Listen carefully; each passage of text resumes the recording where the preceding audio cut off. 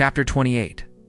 There are mines from which silver is taken, and places where gold is refined. Iron is brought out of the earth, and copper is smelted from stone. Miners bring light to the darkness below the ground. They explore deep places, searching for ores in the shadows. Far from the cities and places where no one passes, they dig shafts and work in solitude, hanging and swinging back and forth. Above them, the earth produces grain, but beneath it the ground is torn and crushed. Its rocks contain sapphires, and its dust holds gold. Eagles do not see the path that leads down to the mines, nor do falcons know it.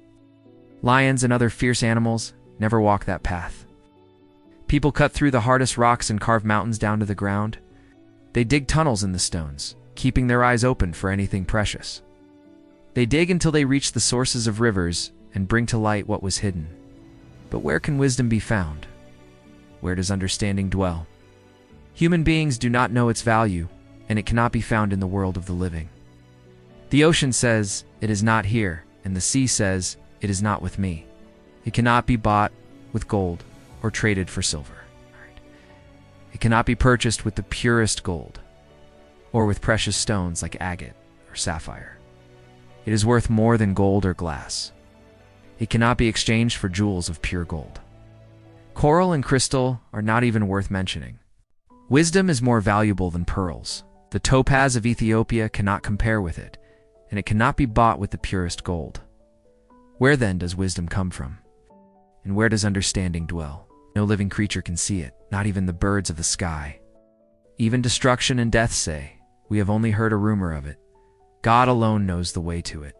He alone knows where wisdom is found, for his sight reaches to the ends of the earth, and he sees everything under the heavens. When God established the force of the wind and measured out the waters, when he decided where the rain should fall and the path the storm should take it, was then that he saw wisdom and examined and approved it. And he said to human beings, "To be wise is to fear the Lord. To have understanding is to turn away from evil." Chapter 29. Job continued his speech and said, "Oh, how I wish I could return to the months gone by, to the days when God watched over me. In those days, God shone his light on my path, and by his light I walked through the darkness. In those days I was prosperous, and God's friendship was the protection over my home. The Almighty was with me, and my children were all around me. My house was filled with plenty. There was milk in abundance and olive oil flowing from the trees growing among the rocks.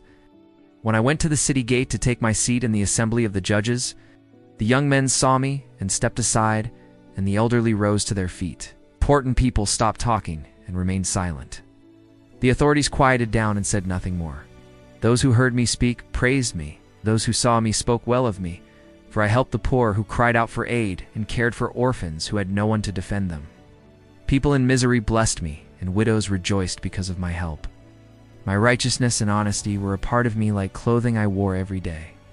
I was eyes to the blind and feet to the lame.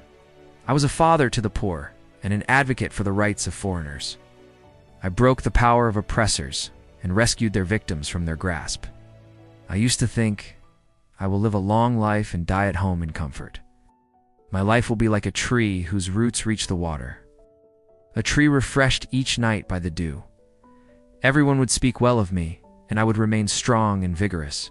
People listened carefully to me and waited in silence for my advice.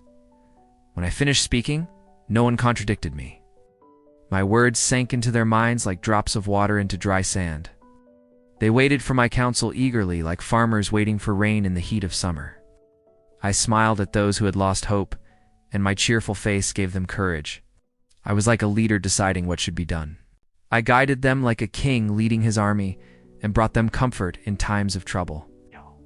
I was the king at the head of his army, comforting them in their distress. Chapter 30. But now men younger than I am mock me. Their fathers were worthless to me. I would not even put them with the dogs that guard my flock. What use would I have for the strength of their hands? They are weak, gaunt men, worn out from hunger and misery. At night, in the desolation of the wilderness, they gnaw on dry roots. They gather wild plants and tree bark and eat roots that are not even fit for food. They are driven away from society. People shout at them as if they were thieves. They live on the slopes of ravines, in caves, or among the rocks. They howl among the bushes and huddle together under thorn trees. Worthless people, nameless folks. They are chased out of the land. And now these very people come and mock me. To them, I am nothing but a joke. They are disgusted by me, keep their distance, and even spit in my face. God has weakened me and humbled me, and so they turn against me in anger. This mob attacks me, drives me away, and seeks to destroy me. They block my path so I cannot escape. They seek to bring me down, and no one stops them. They break through the walls and come crashing at me through the ruins. I am terrified. My honor is blown away like dust in the wind. My prosperity has vanished like a passing cloud. Ow. Now I no longer have any desire to live. Despair has taken hold of me. At night my bones ache intensely. The pain that torments me never stops. God has seized me by the neck and shaken me so violently that my clothes are disarranged. He has thrown me into the mud. I have become like dust and ashes. Oh God, I cry out for help, but you do not answer. I pray to you, but you pay no attention to me. You treat me cruelly and persecute me with all your power. You let the wind carry me away and toss me back and forth in a violent storm. I know you will bring me down to the realm of the dead, the place where all the living eventually go. Oh, why attack a man already ruined, who can do nothing but beg for mercy? Did I not weep for those in trouble? Did I not feel compassion for the poor? I hoped for happiness, but disaster came instead. I waited for light, but darkness arrived. My heart is in turmoil and finds no rest. I live only in days of suffering. My life is sad, like a sunless day. I stand up in public and cry for help. My voice is a mournful cry, like the howling of wolves or the wail of ostriches. My skin has turned dark, and my body burns with fever. I used to hear the joyful sound of lyres and flutes, but now all I hear is weeping and crying. Chapter 31.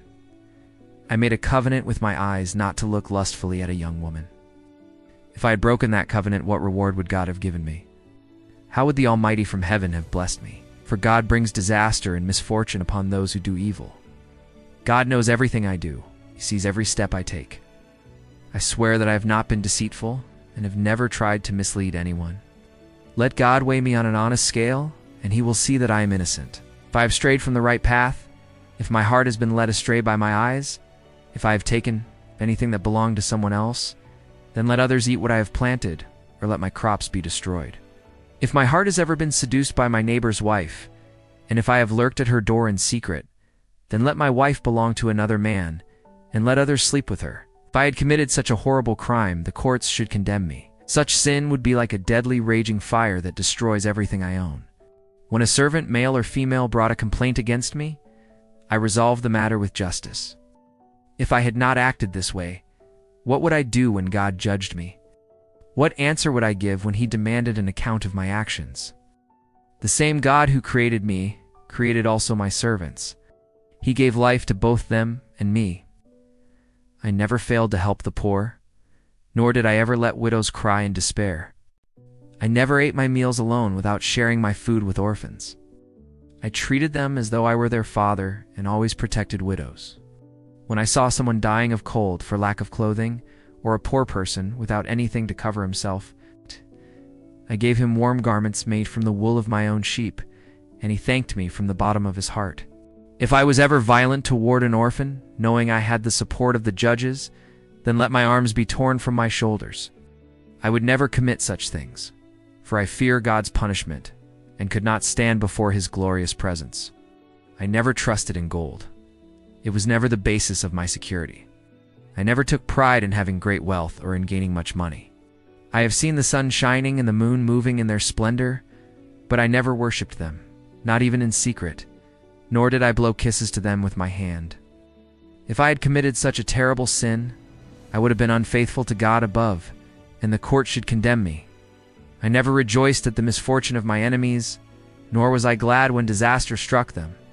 I never prayed for God to strike any of them dead. My servants know that my guests were always well fed and lacked nothing. I never let a foreigner sleep in the street. Travelers always found shelter in my home. I never tried to hide my sins as some do, never concealed my wrongdoing in my heart. I was never afraid of what others might say. I did not stay silent inside my house for fear that people would mock me. I wish someone would hear me. Here I sign my defense. Let the Almighty answer me. Let my accuser write out his charges. I will carry them proudly on my shoulder and wear them like a crown on my head. I will give God an account of all my actions and stand before him with my head held high. My land never cried out against me, nor complained to the heavens. For if I ate its produce, I always paid my workers fairly and never let anyone go hungry. If I am not telling the truth, then let thorns grow instead of wheat and weeds instead of barley.